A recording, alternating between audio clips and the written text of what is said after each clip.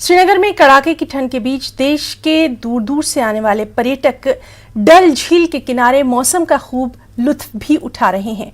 एक ताज़ा western disturbance पिछले कुछ दिनों से जम्मू कश्मीर और आसपास के इलाकों को प्रभावित कर रहा है, जिसके प्रभाव में आने वाले दिनों में मैदानी इलाकों और निचले इलाकों में हल्की बर्फबारी और मध्य और ऊंचाई वाले इलाकों में हल्की से मध्यम बर्फबारी की संभावना है।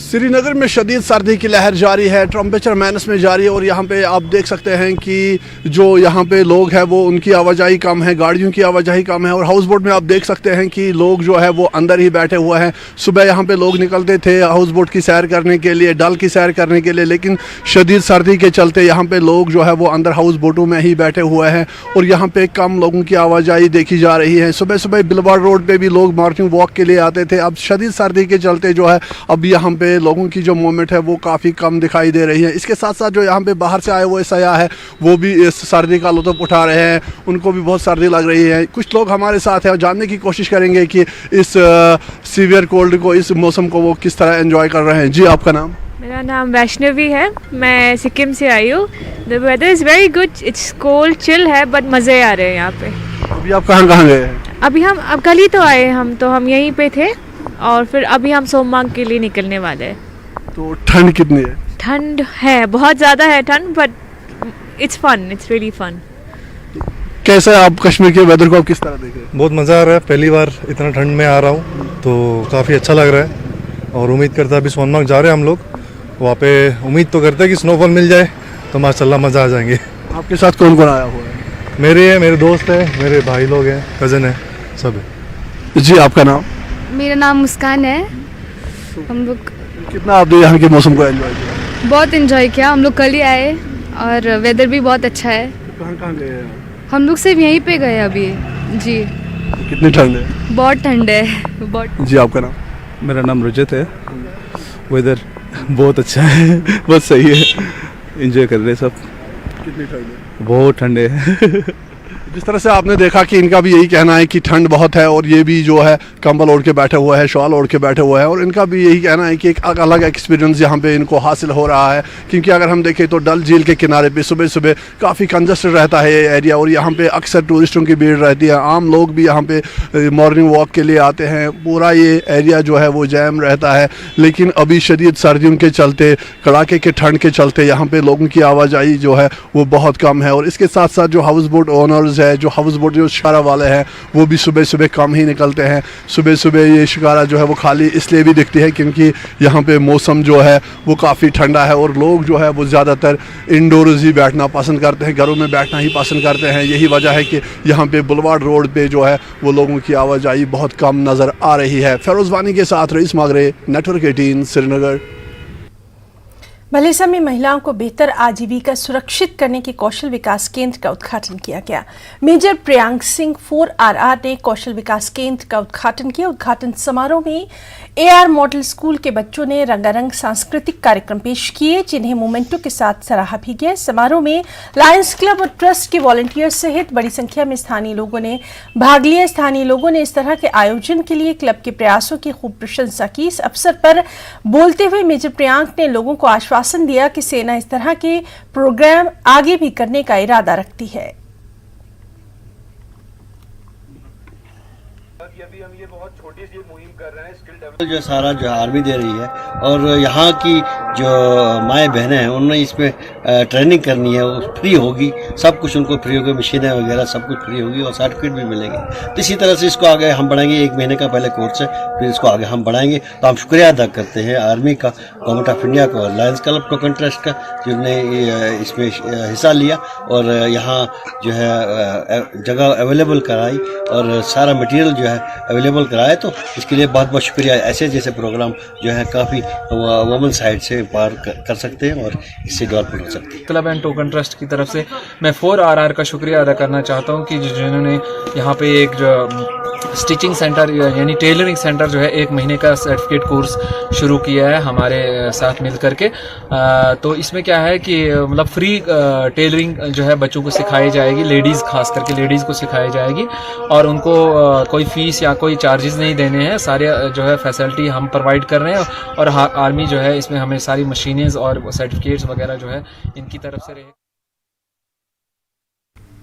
प्रशासन गांव की ओर के प्रोग्राम के तहत उपायुक्त रामबन मुसरतुल इस्लाम ने रामसू और बानिहाल में कई पंचायतों का दौरा किया और स्थानीय लोगों के मसलों को सुना। डीडीसी पार्षद, बीडीसी अध्यक्ष, एसडीएम बानिहाल जहीर अब्बास के अलावा सीईओ देवानंद और अन्य अधिकारियों, पंचों, सरपंचों के अलावा बड़ी संख्या में किसानों ने इन जनसभाओं में भाग लिया। इस अवसर पर उपायुक्त ने लेवेंडर की खेती का भी शुभारंभ किया और किसानों को अपनी आय बढ़ाने के लिए नवीन खेती तकनीकों पर स्विच करने के लिए प्रोत्साहित किया। उन्होंने युवाओं से खेती को एक पेशे के रूप में अपनाने और आकर्षक मशरूम की खेती, मधुमक्खी पालन, सब्जी उत्पादन आदि अपनाने के लिए भी जानकारी दी गई।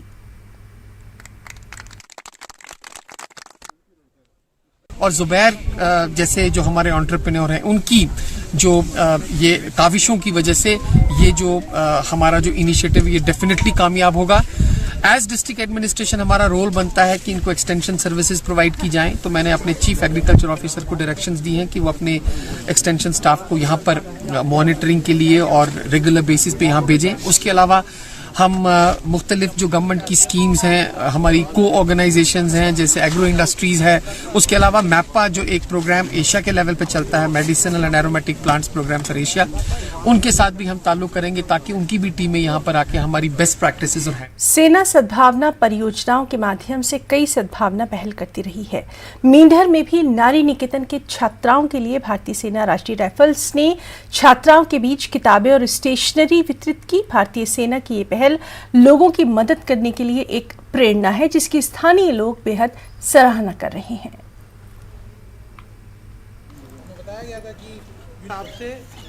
और खुशी से करते हैं हम लोग और हम उम्मीद यही कर रहे हैं जो मैंने आपको बताया कि आप लोग इसका लाभ उठाएं और बढ़िया से अपना पढ़ाई पे पक्का फोकस रखें। पढ़ाई करेंगे, अपॉर्चुनिटीज़ बहुत ज़्यादा है। इसके अलावा अभी हाल फिलहाल में पिछले 1 साल में कम से कम 10-12 बच्चे तो हमने बाहर मतलब J&K स्टेट से बाहर यूनिवर्सिटीज़ में भेजे हैं जो वहाँ पर अच्छी एजुकेशन हासिल कर रहे हैं। और वो अच्छी एजुकेशन होगी तो नौकरियाँ भी होंगी तो सही संगत में रहेंगे तो फ्यूचर अच्छा रहता है। सर ये मैं तो फर्स्ट ऑफ ऑल मैं इंडियन आर्मी का बहुत शुक्रगुजार हूँ। हमेशा हमारी हर डिमांड पूरी की है। अभी हमने मतलब 2-3 दिन हुए थे, हमने पहले कहा था कि हमें मतलब बुक्स वगैरह, नोटबुक्स वगैरह और बैग्स चाहिए, तो उन्होंने आज हमारी डिमांड पूरी कर दिया। मैं उनका बहुत बहुत शुक्रिया गुजार करती हूँ। और गवर्नमेंट ने भी बहुत कुछ किया, लेकिन इंडियन आर्मी हमारे लिए हमेशा हमारे लिए बहुत अच्छा करती है और हमारी हर डिमांड पूरी करती है। ये सर आज इन्होंने हमें ये स्कूल के पूरे जितने भी चीज़ें थी सारा कुछ दिया है, तो बहुत बहुत धन्यवाद इंडियन आर्मी वालों का। तो इससे पहले भी इन्होंने हमें बहुत कुछ दिया है, तो मैं बहुत दिल से इनका शुक्रगुजार करती हूँ। तो इंडियन आर्मी वाले हमेशा हमारे साथ खड़े रहते हैं, तो हम जो डिमांड भी हम उनको करते हैं वो हमारी डिमांड पूरी करते हैं। तो आज भी उन्होंने हमारी ये डिमांड पूरी की, तो मैं दिल से उनका शुक्रगुजार करती हूँ। आज जो है हमारा 17 दिसंबर सद्भावना के तहत 37 RR इंडियन आर्मी के थ्रू जो है हमें बच्चियों को जो एक प्रोग्राम मुनक़द किया गया। इसमें आर्मी ने बच्चियों को स्कूल बैग्स, यूनिफॉर्म और बुक्स और ये नोटबुक्स वगैरह, स्टेशनरी और प्लस शूज़ वगैरह भी दिए। ज्योमेट्री बॉक्स वगैरह कंप्लीट जो है सेट आर्मी के थ्रू दिया गया। आर्मी की तरफ से कंटिन्यू प्रोग्राम रखे जाते हैं हर मंथली टाइप। इनकी जितनी भी डिमांड्स हैं फुलफ़िल की जाती हैं। आज आर्मी ने बाकी कुछ और डिमांड स्पोर्ट्स एक्टिविटी के लिए हमें पूछी। कई बरस पहले खेल परिषद ने त्राल के बिजवनी में क्रिकेट मैदान बनाने का काम शुरू किया था। काफी पैसा खर्च करने के बाद आज तक भी इस मैदान का निर्माण कार्य पूरा नहीं हो सका है, जिससे खिलाड़ियों को सबसे ज्यादा परेशानी है। खिलाड़ियों का कहना है कि कई बार खेल विभाग के संज्ञान में लाने के बावजूद उच्च अधिकारी समस्याओं की ओर कोई ध्यान नहीं दे रहे। खिलाड़ियों ने अब LG प्रशासन से इस समस्या का तुरंत समाधान निकालने की गुहार लगाई है।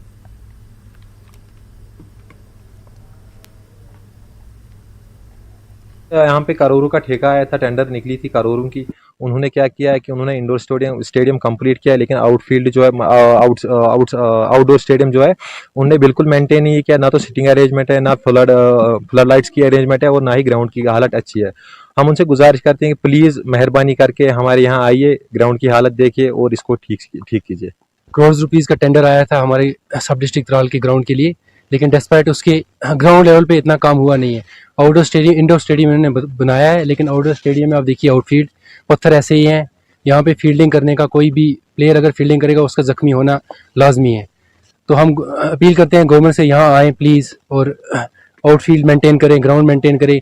लड़के आते हैं अपनी जेब से पैसे खर्च करके विकेट बनाते हैं, मैट खरीदते हैं, फिर टूर्नामेंट ऑर्गेनाइज कराते हैं। इतना टैलेंट है त्राल में, लेकिन हमें प्लेटफॉर्म नहीं मिल पाता है। यही अपील है सरकार। शेर Kashmir university of agriculture sciences and technology Kashmir के साइंटिस्ट डॉक्टर खुर्शीद अहमद डार को मिस्र की अल सालेहा एग्रीकल्चर कंपनी और इसके यूरोपीय निवेश भागीदार के वैज्ञानिक सलाहकार के रूप में नियुक्त किया गया है, जो इसमें रेशम उत्पादन के बुनियादी ढांचे की शुरुआत करेंगे। डॉक्टर खुर्शीद पटन में सेरीकल्चर कॉलेज में सहायक प्रोफेसर हैं। डॉक्टर खुर्शीद जनवरी 2023 को मिस्र जाएंगे, जहां वो सेरीकल्चर के उत्पादन के लिए बुनियादी ढांचे की स्थापना का नेतृत्व करेंगे।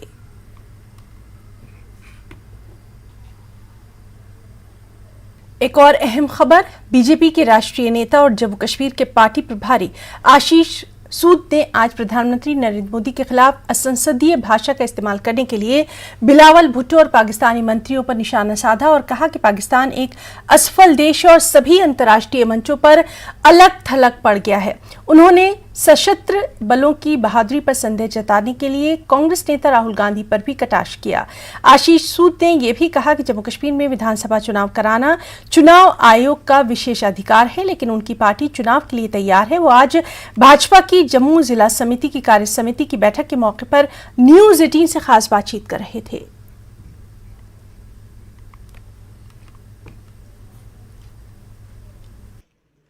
हमारे साथ इस वक्त हैं बीजेपी के नेशनल लीडर और को इंचार्ज जम्मू कश्मीर आशीष सूद। सूद साहब, न्यूज 18 से बात करने के लिए शुक्रिया। सबसे पहले पाकिस्तान की एक मिनिस्टर है, उन्होंने कहा कि हम एटम बम लगा देंगे, हम एटम बम की धमकी दी है उन्होंने। जिन लोगों के पास दवाई भारत से जा रही है, अगर भारत आज दवा देना बंद कर दे तो शायद लोगों का इलाज ना हो। ऐसे दिवालियापन जिस राजनीतिक नेतृत्व में है उस पर टिप्पणी करना तो मैं भारत के लोगों का अपमान समझता हूं। इसलिए ऐसे लोगों पर क्या टिप्पणी करनी है, किस प्रकार की आर्थिक परिस्थिति में वो देश गुजर रहा है, अपने आंतरिक स्थितियों से ध्यान हटाने के लिए इस प्रकार का अनर्गल प्रलाप करते हैं वे लोग। पहले बिलावल भुट्टो ने अब शब्द कहे प्राइम मिनिस्टर के बारे में, उसके बाद अब उनकी जो मिनिस्टर है, एक और मिनिस्टर, उन्होंने कहा कि हम एटम बम की छोड़ेंगे यहाँ पे जम्मू इंडिया में, धमकी दी है एटम बम की। आपने शोहदे शब्द सुना है?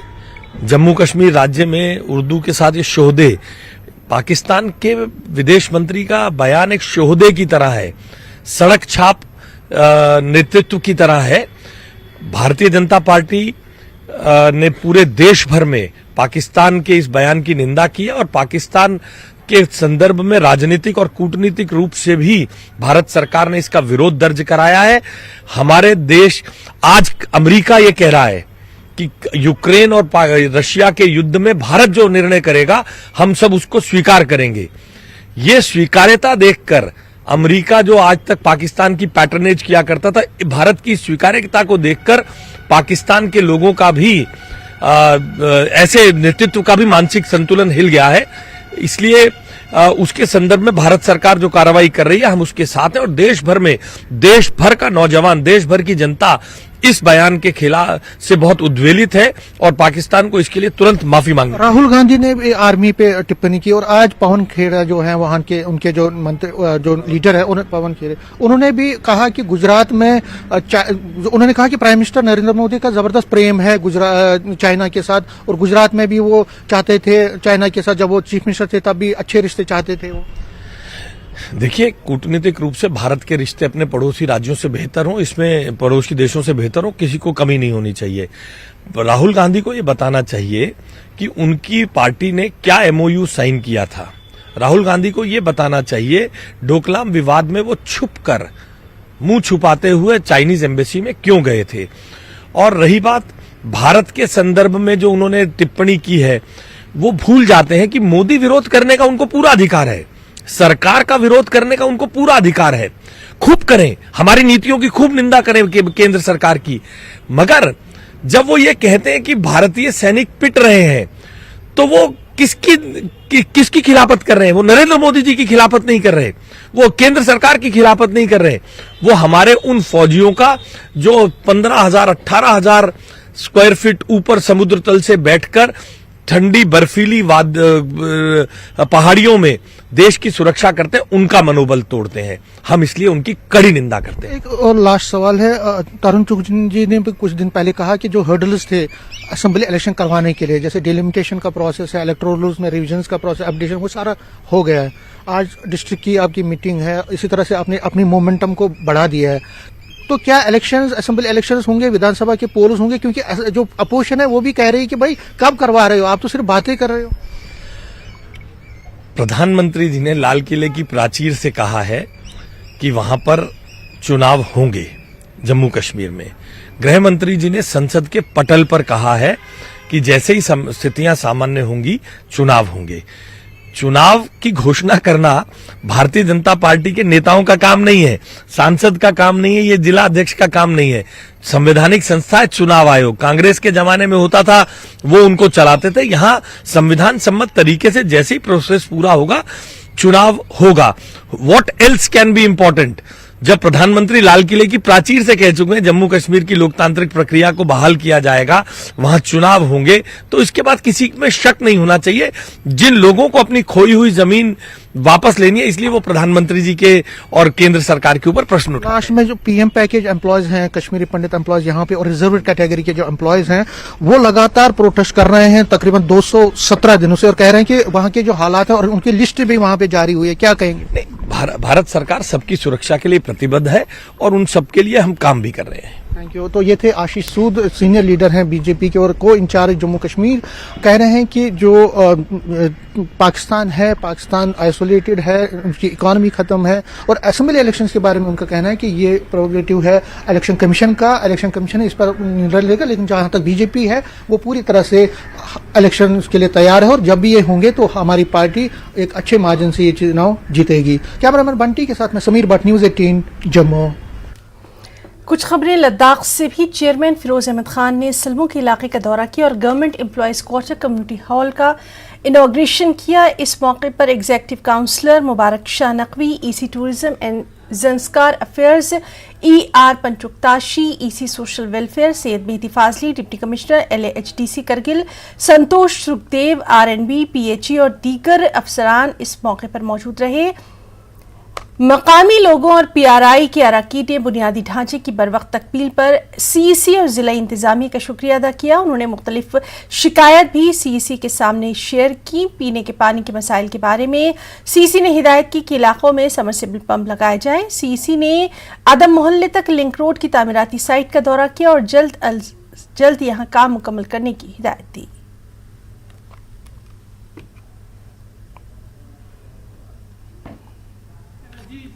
जो है जो थाजिंदी के नजदीक ये रोड है जनाब, इधर से रोड है, इधर से लुम्बू लेना है, लुम्बू से थाजिन लेना है, लुम्बू मोड़ करके थाजिन लेना है। जब तक आधा हो गया है जनाब, इधर पता था बोलता है उसको तक पहुंचा उधर बिजली का पोल कुले खोज मरवा तरीके का चेंज बची रहा यार, हफ्सी का चेंज मैंने कुले दो चेंज मैंने चेंज दिया तो लगातार तो कुले चेंज हम बेंच डायरेक्ट ट्रांसफार्मर है वो चेंज ट्रांसफार्मर बड़े ही चेंज सब हफ्सी और कुले सब चेंज शायद दरे गते इमीडिएटली गते दरे नस कोने के स्पेस ना एग्जाम स्पेस से गते फिलहाल को लाइनमैन चीज बड़े भी गते कोशिश में दिया ताकि यहां लाइनमैन कम दे ताकि ना चीज दरे कैसा कौन सी सो योग तो चीज होती। लद्दाख में schooling session government high school Budgam ने करियर गाइडेंस और काउंसलिंग पर एक खास प्रोग्राम का आयोजन किया। इस प्रोग्राम में स्पेल्जन शिफा फाउंडर एंड CEO रजम्बा Inayat Ali, ARI news Kargil and sports and culture activist and Zaheer Abbas Khan Sher Kashmir awardee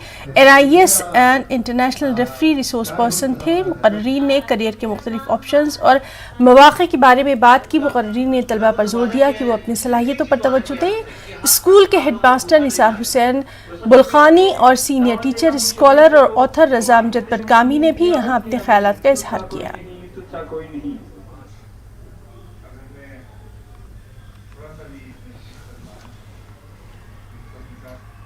कुछ खबरें हिमाचल प्रदेश से भी। मनाली के पास से ये खबर है, जहां खखनियाल में एक हादसा पेश आया है। एक मकान में आग लग गई और आग लगने के कारणों का अभी तक पता नहीं चल पाया है।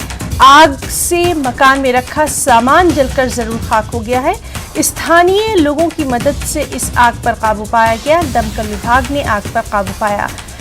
मकान में राधा NGO के बच्चे रहते थे। गनीमत यह है कि सभी बच्चे पूरी तरह से सुरक्षित हैं।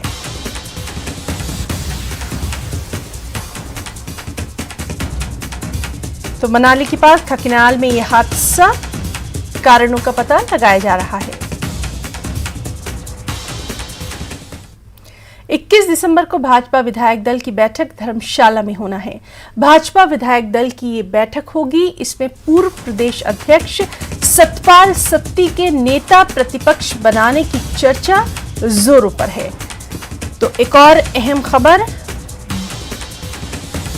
21 दिसंबर को भाजपा विधायक दल की अहम बैठक धर्मशाला में होना है, जिसमें विधायक दल की बैठक में पूर्व प्रदेश अध्यक्ष सतपाल सत्ती को नेता प्रतिपक्ष बनाने की जो चर्चा है वो जोरों पर है।